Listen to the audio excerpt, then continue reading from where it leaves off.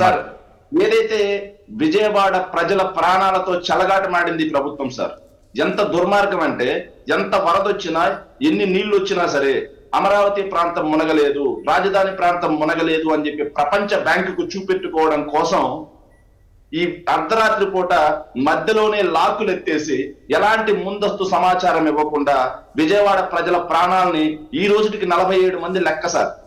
ఈ రోజు 47 మంది లెక్క, ఇంకా లెక్క రావాల్సిన వాళ్ళు ఎంతమంది ఉంటారు తెలియదు. వీళ్ళ ప్రాణాలను పట్టణ పెట్టుకుంది ఎవరు సార్? ఈ ప్రభుత్వం కాదా? ఎస్, మీరు వలగలేరు దగ్గర లాకులు ఎత్తారు, దానికి నేను లాకులు ఎత్తిన దాన్ని కూడా తప్పు పట్టట్లేదు. లాకులు ఎత్తే ముందు కనీసం అర్ధరాత్రి సమయంలో మీరు లాకులు ఎత్తితే కనీసం ముందస్తు సమాచారం ఏ ఒక్క కాలనీకైనా ఇచ్చారా? ఏ ఒక్క కాలనీకైనా ఇవ్వకుండా మీ అసమర్థ అనాలోచిత నిర్ణయాలతో ఈరోజు విజయవాడను ముంచారు మీరు. కనీసం మీరు సమాచారం ఇచ్చినుంటే వాళ్ళు విలువైన వస్తువులు తీసుకుని సురక్షిత ప్రాంతానికి వెళ్లే వాళ్ళ కదా. చరిత్రలో కని విని ఎరగిన విధంగా ప్రతి ఇంట్లో లక్షలాది రూపాయల ఆస్తి నష్టం జరిగింది. వాళ్ళు ఎవరు బాధ్యత వహించాలి? ఇది క్రిమినల్ చర్య కాదా? ఖచ్చితంగా దీనికి బాధ్యులైన వారిని, ఆదేశాలు జారీ చేసిన వారి మీద కేసులు నమోదు చేయాలి. చంద్రబాబు నాయుడు గారు మొన్న ఊదర కొడుతూ బుడమేరుకు లాకులు ఉన్నాయా అని చెప్పి మాట్లాడారు. మరి నిన్నటికి నిన్న బుడమేరు లాకులకు ఇన్ఛార్జిగా ఉన్నటువంటి ఇంజనీర్ ని మీరు ఎందుకని చెప్పి సస్పెండ్ చేశారయ్యా? బుడమేరుకు లాకులు ఉన్నాయో లాకులు లేవో కూడా తెలియనంత అసమర్థ ముఖ్యమంత్రి ఉన్నాడు ఇక్కడ. చేతగాని దత్తమ్మ ముఖ్యమంత్రి ఉన్నారు ఇక్కడ.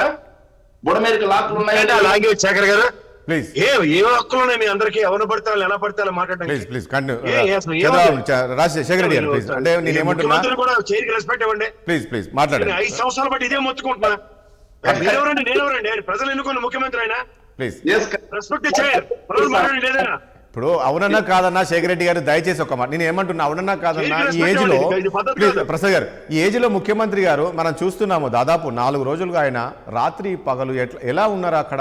ఆ నీటిలో మోకాల లోతు నీరు, నడుము లోతు నీళ్ళల్లో కూడా నడుచుకుంటూ వెళ్ళి ఆ కుటుంబాలను పరామర్శిస్తున్నారు. నేనేమంటున్నా అంటే ఎవరు కూడా నాకు తెలిసి ఆఫీసులో కూర్చొని ఇళ్లలో కూర్చొని రివ్యూ నిర్వహిస్తారు, కానీ ఆయన నేరుగా గ్రౌండ్లోకి వెళ్ళిపోయాడు కదా.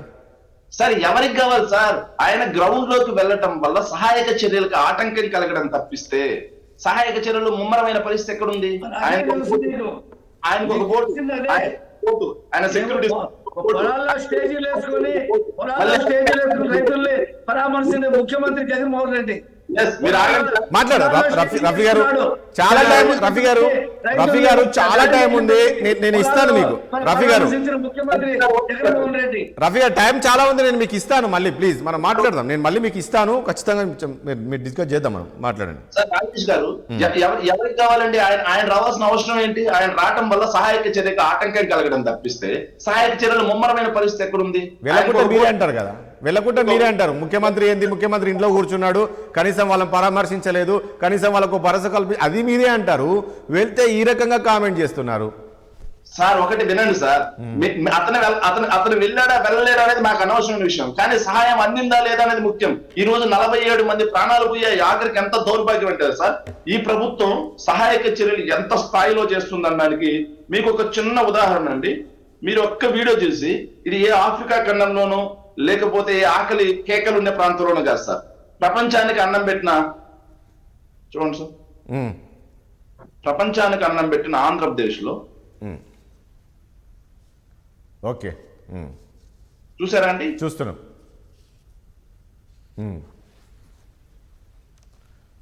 అవును సార్, మాట్లాడండి, చూస్తున్నాం, ఉన్నాయి విజువల్స్ ఉన్నాయి, పంపించండి మాకు కూడా. ఓకే. ఈ ప్రభుత్వానికి ప్రజల పట్ల ఉన్న చిత్తశుద్ధి సార్. అంటే ప్రజలేమన్నా బానిసలు అనుకుంటున్నారా? ప్రజలకి ఎలా అంటే అలా చేసేద్దాం అనుకుంటున్నారా?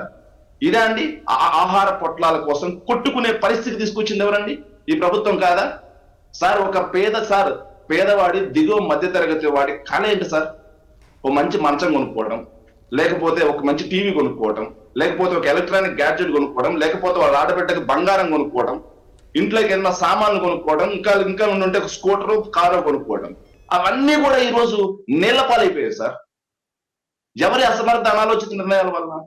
ముందస్తు సమాచారం ఎందుకు జారీ చేయలేదని మేము అడుగుతున్నాం సార్. మీ ద్వారా ఏదైతే అధికార పక్షాన్ని ముందస్తు సమాచారం జారీ చేస్తుంటే వాళ్ళ సురక్షిత ప్రాంతాలకు వెళ్లే వాళ్ళ కాదా సార్? ఆఖరికి చనిపోయిన వాళ్ళని దహన సంస్కారాలు చేసే దిక్కు కూడా లేకుండా ఉంది సార్ ఈ రోజు.